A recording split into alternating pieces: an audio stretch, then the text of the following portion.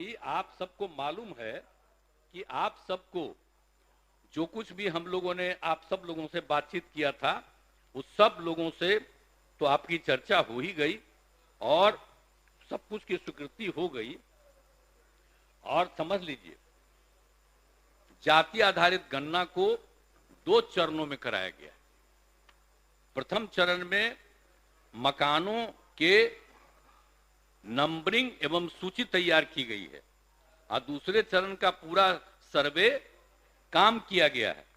और जब सर्वे का काम अंतिम चरण में था, इसी बीच कुछ लोग पटना मेडिकल कॉलेज में गए थे तो देर हुआ तो हम पहले ही बता दिए हैं।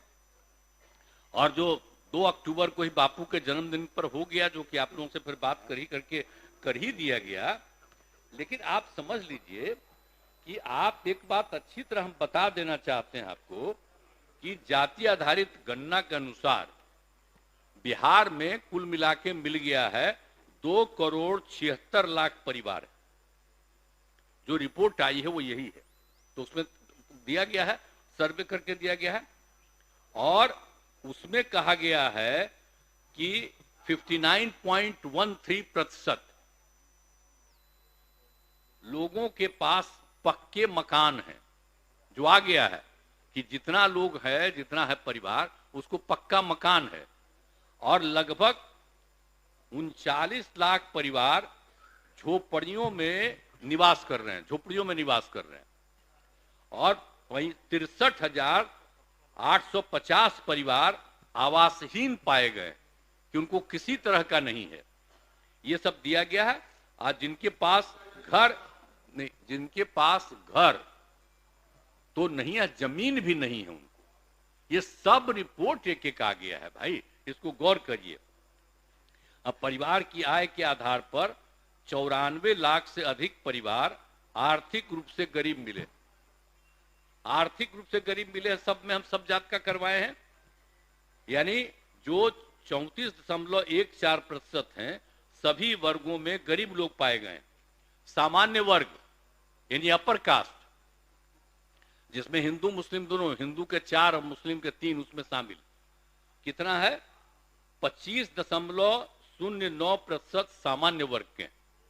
और उसके बाद जो पिछड़ा वर्ग का है उसका 33.16% है और अति पिछड़े वर्ग के 33.58% है। अनुसूचित जाति में 42.93, 42.93% और अनुसूचित जनजाति वर्ग में 42.70%।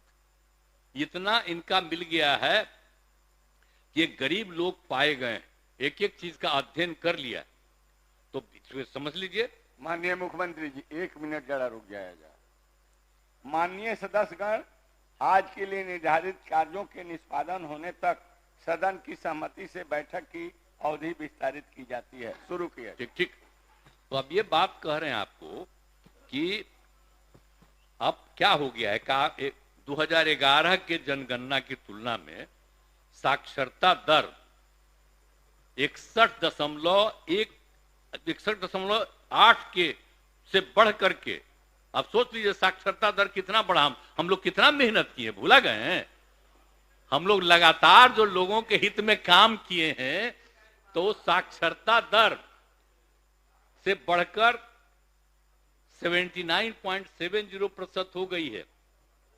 महिला साक्षरता में बहुत सुधार हुआ है, 51.5 से बढ़कर 73.91% हो गया है। कितना विकास हुआ देख लीजिए। अब बिहार महिला शिक्षा के स्थिति में उल्लेखनीय सुधार हुआ है। अब 11 की तुलना में अब बिहार में मैट्रिक पास महिलाओं की संख्या 24,81,000 से बढ़ करके कितना पढ़ाए हैं।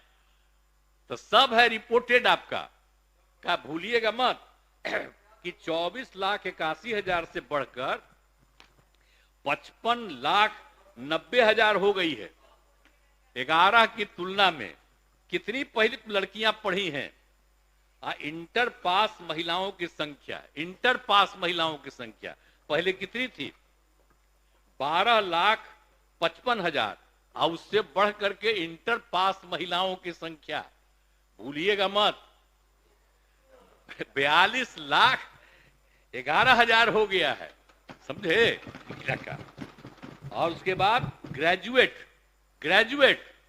एवं इससे अधिक पढ़ी लिखी महिलाओं की संख्या 4,35,000 से बढ़ करके 34,61,000 हो गई है, यानी लगभग 5 गुना बढ़ गई है। तो हम लोग जो किए हैं लड़का लड़की लड़कियों के लिए जो विशेष काम किए, तो उससे कितनी संख्या बढ़ गई, इस बार का रिपोर्ट देख लीजिए, ये सब किया है। और उसके बाद शिक्षा की स्थिति में सुधार के लिए भी सब कुछ किया गया है। तो समझ लीजिए कि 2005 के सर्वे में तो पता चला ना था जी कि 12.5% लोग हैं जिनको बच्चे स्कूलों को बाहर थे, जिनकी संख्या अब नाम मात्र रह गई। अब उसके लिए जो विशेष प्रयास हम लोग किए, जो 2 कम्युनिटी का न था जो पता किया, तो उसके लिए जो प्रयास किए अब बहुत कम हो गया है। 0.5 था 2 साल पहले, अब उससे भी कम हो गया। तो अब ये समझ लीजिए कि इतना ज्यादा विकास हुआ। इस बार के रिपोर्ट में वो सब आ गया, जो अपना राज्य सरकार की तरफ जो काम किया वो भी रिपोर्ट आ गया। तो नए विद्यालय खोले गए, अब विद्यालय को उत्क्रमित किया गया, नए भवन और अतिरिक्त वर्ग कक्ष और शौचालय बनाए गए, सब कुछ किया गया है। तो इस तरह से सब काम जो हम लोग के द्वारा किया जा रहा है, ये सब तो हो ही जा रहा। अब जो आप एक बात और समझ लीजिए, सुनिए ना भाई, 1 मिनट। अरे जमीनवा तो सीमित न है बिहार में आबादिया बढ़ रहा है, तो जो बगल अगल में घर बनाने लगता है, तो इसीलिए ना हम कह रहे हैं कि उसकी संख्या को करना है। अब आगे सुनिए जरा, भूलिए मत, डिपार्टमेंट भी देखते थे, काहे भूल रहे हैं? कितना बढ़िया जगह बन गया है, अब वहीं चले गए थे, अब भुला गए। प्लीज प्लीज प्लीज प्लीज सुन। 2011 की जनगणना में 6 वर्ष से छोटे बच्चों की संख्या, कुल जनसंख्या आप देख लीजिए, 6 वर्ष से छोटे बच्चों की संख्या तो 11 में हुआ था, उसमें निकला था 18.46%।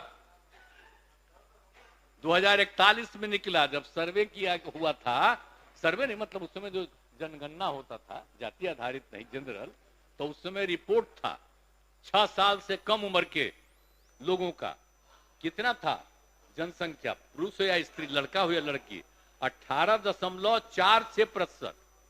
पूरे का राज्य में, पूरे का आपका जो भी है, तो उसमें 18.46% था।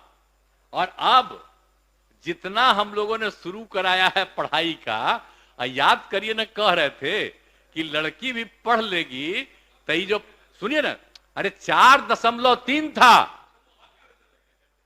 सुनिए ना भाई, छोड़िए ना, वो तो सबके परिवार में ही तो है, 9 गो, छोड़ो ना, उसे क्या हुआ? अरे हम तो शुरू कराए, अरे अब घट रहा, सुनो ना एक बात, और सुनिए ना, सुन बात हम कर रहे, वो धीरे धीरे, अब धीरे धीरे हो जाएगा। यही को देख करके जो हमने तय करवाया, सुने ना बात, सुना, सब परिवार का हो जाएगा धीरे धीरे आगे। तो वो जरूरी चीज न है। तो जो हम लोगों ने कहा कि अगर पढ़ लेगी लड़की, और वो जब शादी होगा लड़का लड़की में, तो जो पुरुष है वो तो रोज रात में जो सदिया होता है उसके साथ करता है ना, तो उसी में और पैदा हो जाता है। और लड़की पढ़ लेती है, तो हमको मालूम था कि वो करेगा ठीक है, लेकिन अंतिम में भीतर मत घुसाओ, उसको बाहर कर दो। करता तो है, तो उसी में अब समझ लीजिए संख्या घट रही है। अब आप जान लीजिए कि जो संख्या थी पहले, आप पत्रकार लोग भी ठीक से समझिए मेरा बतवा को, याद करिए। अब पहले क्या था, अरे सुनो, 4.3, अब घटते घटते लास्ट ईयर के पहले ही जो रिपोर्ट आई है, अभी तो और हम कहें नया रिपोर्ट दे दो, तो 2.9 पर पहुंच गए। अब बहुत जल्दी 2 के पास हम लोग पहुंच जाएंगे। तो इसीलिए जरा ये जान लीजिए कि कितना खुशी की बात है। तो घबराहट का है कह रहे हैं कि जतवा घट गया है, अरे काला घटेगा, अब धीरे धीरे घटेगा। जब आप देख रहे हैं 18.46 से घट करके 13.6 है। अब चूंकि लड़की को पढ़ाया गया तब उतना ज्यादा नहीं होता, अब संख्या घट रही है, 2.9 पर आ गए, तो उसका फायदा ना हो रहा है जी। अब धीरे धीरे और आगे बढ़ेगा। अगला बार जब सर्वे होगा तब देखिएगा, जो अगला बार होगा जब गणना, तब उसके बाद अगर देश भर में जनगणना कर लेंगे और जाति आधारित कर देंगे तो एक एक चीज का रिपोर्ट आएगा, धीरे धीरे और घटेगा। ये बड़ी खुशी की बात है ना। तो ये जो हम लोग करा दिए, अब इन आंकड़ों से हमने शुरू में कहा था, इसकी पुष्टि हुई है। और यदि पत्नी मैट्रिक पास है तो देश में उसका प्रजनन दर 2 था। अब बिहार में भी कोई भी लड़की अगर मैट्रिक पास थी तो पता चला कि उसका भी 2, लेकिन अगर इंटर पास है तो देश में था 1.7 और हम लोगों के यहां बिहार में 1.6 हमको रिपोर्ट मिला। तो इतनी हमको यूरेका की भावना, इतनी खुशी हुई थी कि भाई हम लोग तेजी से इस काम को कराएंगे। और उसी का नतीजा है कि अब आप 2.9 पर पहुंच गए और नीचे जाइएगा। सभी समाज की बात नहीं होबे करेगा, धीरे धीरे होगा ना। अरे तो अभी जो हो रहा है सबका आ रहा, चिंता मत करिए ना। तो धीरे धीरे बाकी सबको पढ़वाइए ना। अरे वो तो सबको सुनो ना, बैठन अरे बढ़ेगा, धीरे धीरे घटेगा। सुन तो लीजिए, चिंता मत करिए, बहुत अच्छा काम हो रहा है। तो हम एक बात कहेंगे, अब जितना स्कूल खोला गया है, अब जो किया गया है 10+2 का, तो आपको मालूम है ना, हम सब लोग कर रहे हैं। आज जहां भी नहीं है उसके लिए हम लोग तो काम करवा ना रहे हैं। आप समझ लिए 2768 स्कूलों में नए विद्यालय भवन और 3530 विद्यालयों में अतिरिक्त क्लासरूम आदि का निर्णय लेकर के 7530 करोड़ रुपए की योजना पर तेजी का काम हो रहा। भूल क्या ले रहे हैं, किया ही ना गया है। 2005 में तो आपको हम बता ही दिए कि क्या था, अब घट करके 2.9 पर आ गया।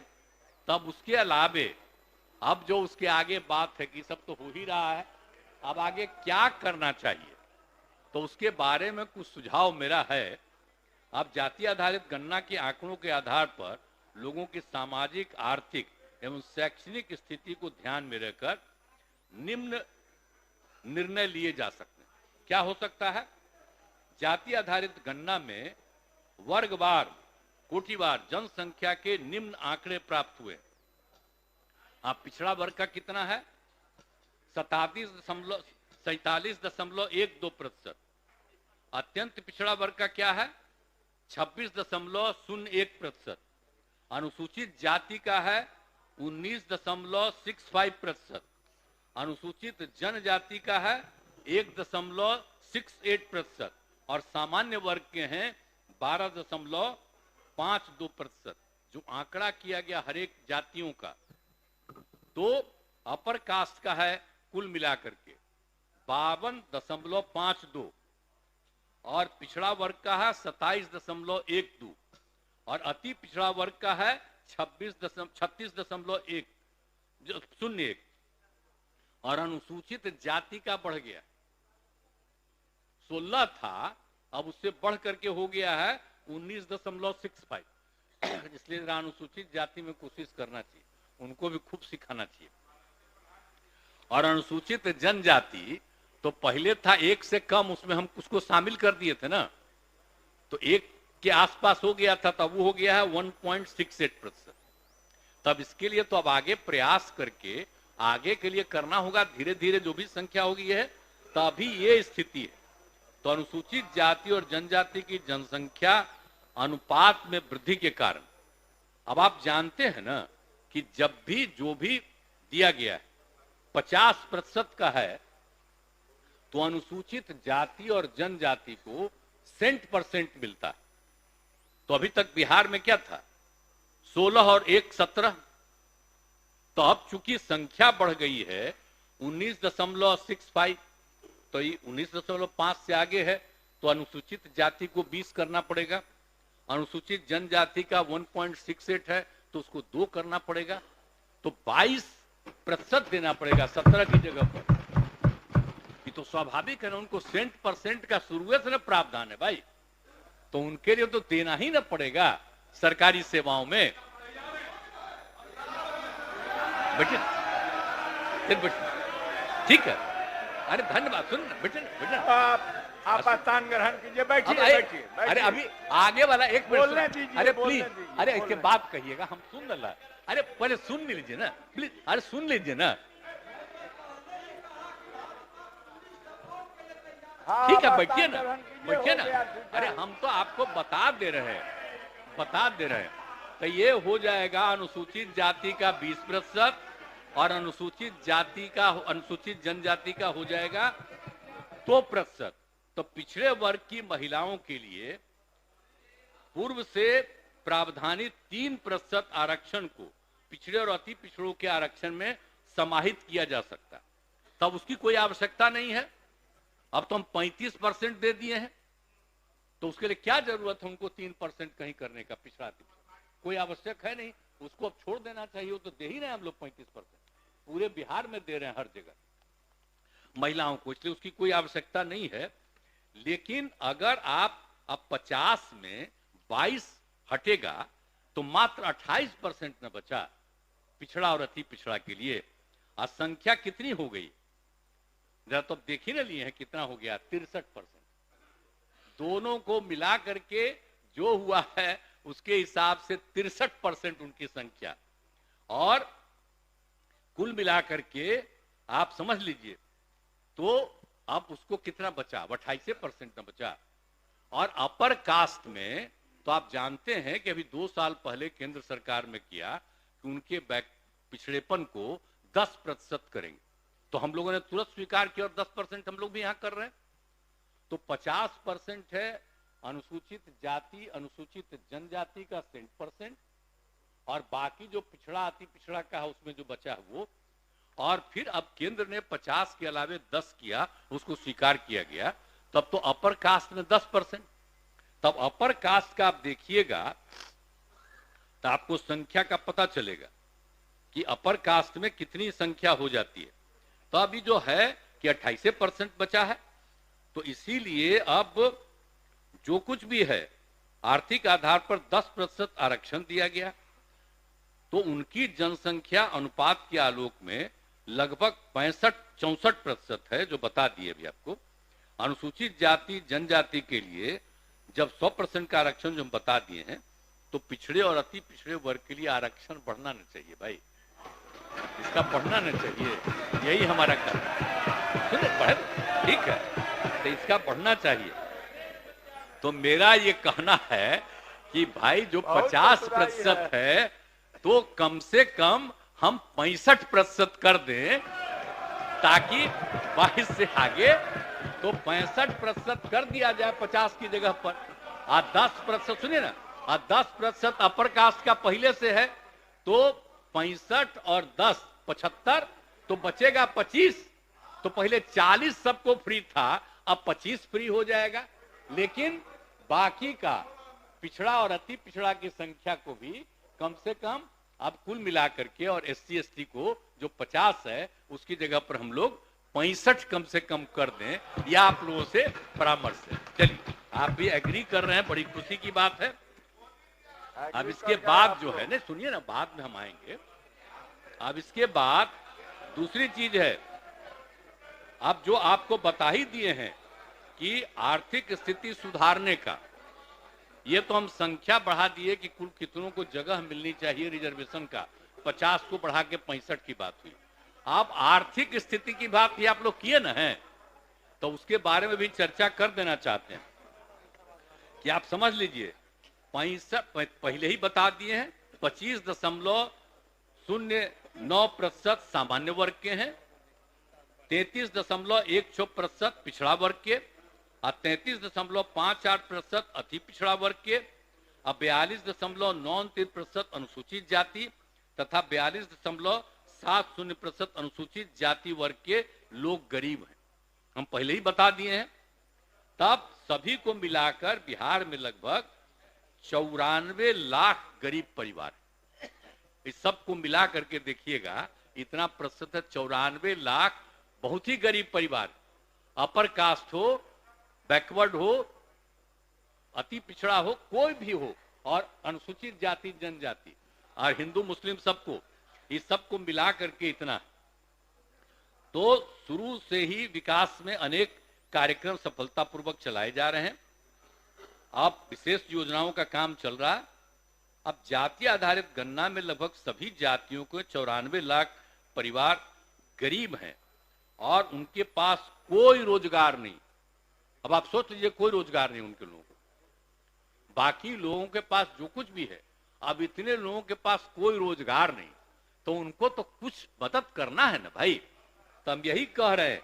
एक चीज और कि आप उसके लिए जो कुछ भी किया जा सकता है, 2 लाख रुपए तक की राशि किस्तों में उपलब्ध करा देंगे। मैंने मुफ्त में उनको 2 लाख रुपया का मदद दिया जाएगा हर परिवार को, ताकि कोई काम करो।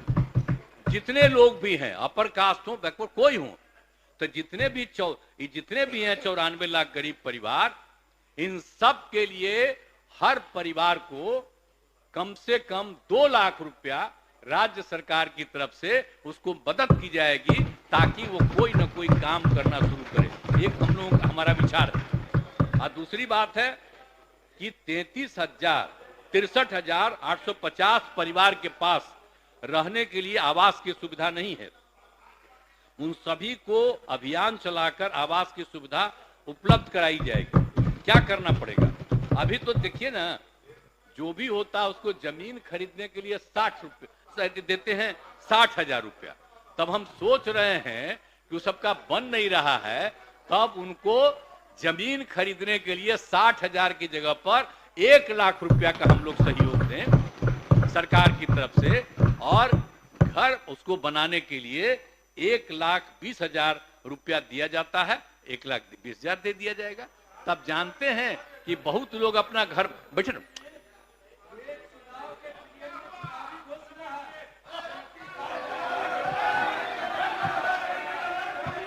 अरे नहीं सब बात, अरे ये सब बात नहीं है। अरे हम तो बेटे, अरे वो सब तो अलग चीज है। तो जो पाया गया भी, अरे सुनिए ना, एक मिनट बात सुनिए।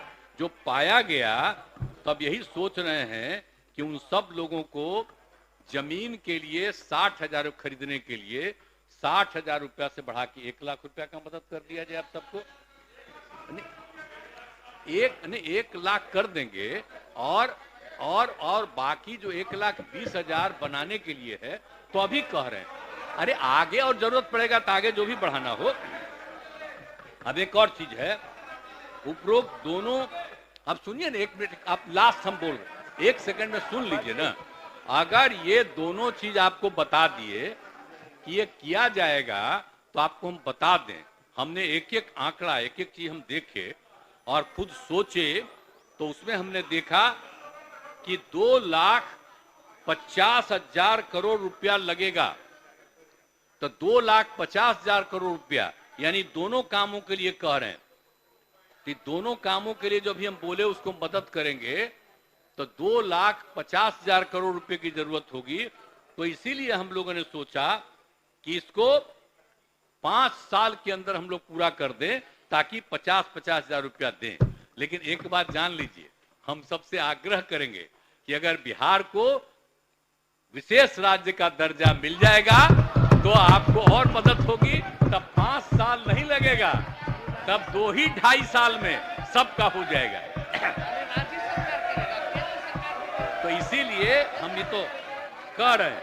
तो इसीलिए राज्य के महिलाओं के जीविका स्वयं, अब एक और बात हम बताते हैं।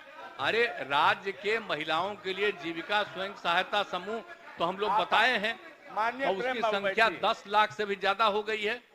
तब हमारी इच्छा है कि अब शहरी क्षेत्र में भी हम लोग जीविका से ही जोड़ रहे हैं, तो उसी को जोड़ रहे हैं। और बाकी और भी हर जाति में गरीबी है, तब सबको प्रेरित किया जाए। और चाह रहे हैं कि अब जो हमारा 10 लाख से ज्यादा है ये जीविका स्वयं सहायता समूह का, अब उसको कम से कम 1.5 लाख और बढ़ा दें बहुत जल्दी। अब कुल मिलाकर के जो जीविका दीदियों की संख्या है 1,30,00,000, तो ये बढ़ के 1,50,00,000 से भी ज्यादा हो जाएगी। तो कितना ज्यादा खुशी है, तो इतना ज्यादा सब जीविका दीदियां बन करके और अपने परिवार का, तो सब तरह का घर बनाने के लिए भी दे रहे हैं, वो कोई घर अपना काम करे उसके लिए भी दे रहे हैं। और उसके अलावे हम कह रहे हैं परिवार में जो जीविका से जुड़ जाएंगी तो उनको भी मदद मिले, तो ये भी एक हम सोच रहे हैं। और दूसरी बात है कि अभी भी जो दिया जाता है सतत जीविकोपार्जन योजना, शांति बनाकर एक अलग हम करवाए ना, बोल रहे हैं। एक तो जीविका दीदियों के अलावे एक सतत जीविकोपार्जन योजना जो शुरुआत, अरे बेटे सुनिए, बेटे अरे सुन लीजिए ना, बाद में कहिएगा ना, सबका सुनेंगे। अरे सतत जीविकोपार्जन योजना जो हम लोग बनाए, तो सतत जीविकोपार्जन योजना का जो बनाए हैं, तो अब तक 1,65,000 लोगों ने इसका लाभ लिया है। तब इसमें हम लोग मैक्सिमम मदद उसको 1 लाख रुपया का करते हैं। अगर 2 लाख रुपया का मदद कर देंगे तो इससे और ज्यादा संख्या जो गरीब गुरबा परिवार का है, मतलब आप समझ लीजिए स्वयं सहायता समूह के अलावे सतत जीविकोपार्जन योजना का भी हम लोग ये काम कर रहे हैं। और जाति आधारित गणना में, अब सुनिए ना, पंचायत का बात आपको लास्ट में बता रहे हैं, अरे सुनिए ना, वैसे सुनिए, आप एक लास्ट बात सुन लीजिए, इस जाति आधारित गणना में वैसे पंचायतों को भी चिन्हित किया जा रहा है जहां साक्षरता दर, पढ़ाई लिखाई का स्तर राज्य के औसत से कम है। साक्षरता बढ़ाने के लिए शिक्षा विभाग इन पंचायतों में विशेष अभियान चलाएगा। आप जो बोल रहे थे पंचायत का, तब पंचायत का भी करेंगे। अरे सुनो ना बता, तो इसीलिए हम इतना बात आपको बता दिए।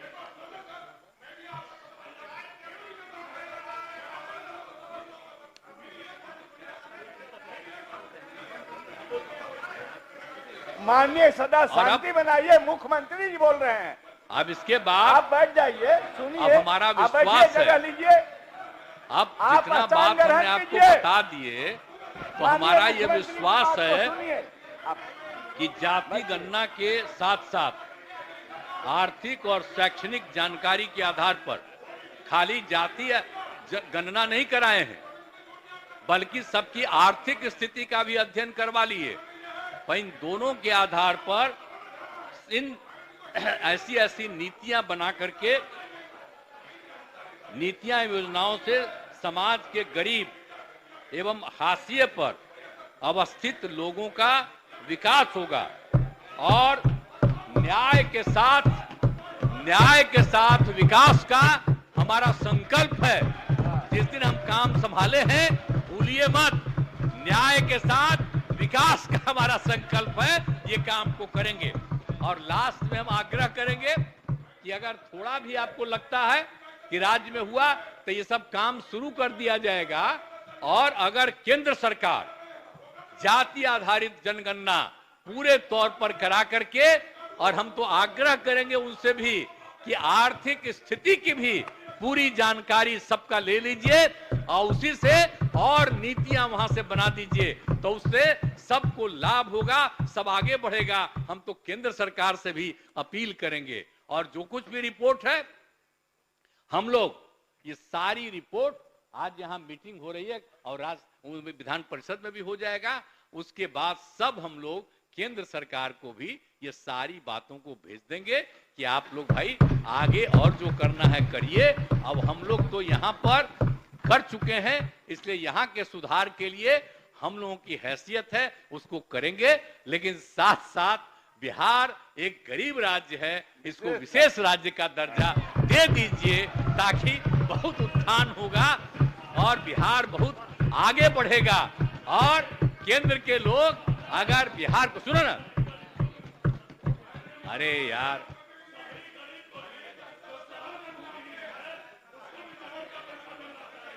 ठीक है, अरे सबको मिलना चाहिए।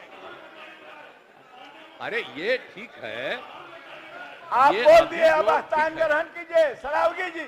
अरे आप अभी कह तो दिए, बैठ कीजिए, कह रहे हैं कि सुनिए ना, माननीय हमारी बात मुख्यमंत्री है का सुनिए।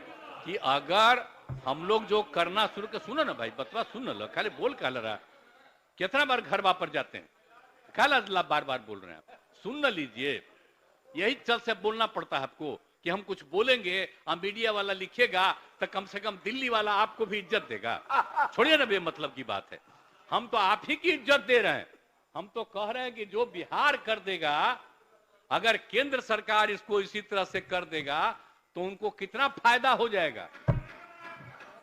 और हम लोग तो पूरे राज्य में इस काम को शुरू कर देंगे और इसके लिए जो भी कानून और जो भी लाना होगा वो भी आपको इसी सत्र में पेश कर दिया जाएगा। इन्हीं शब्दों के साथ आप सबको मैं बधाई देता हूं कि सब लोग मिलकर के एक साथ काम किए हैं और जो भी हुआ है सबके एकजुट होने से हुआ है। अब इसको और ज्यादा कुछ करना है तो और किया जाएगा, अभी तो जितना है उसके आधार पर यह निर्णय है। और यही आप सब लोगों से आग्रह है कि सब लोग इसके पक्ष में धीरे धीरे बोलबे किए हैं कि हम लोग पक्ष में हैं, तो अब इस तरह से करके हम लोग लोगों के हित में उनके विस्तार का काम कराएंगे। तो इन्हीं शब्दों के साथ आप सबको बहुत बहुत धन्यवाद।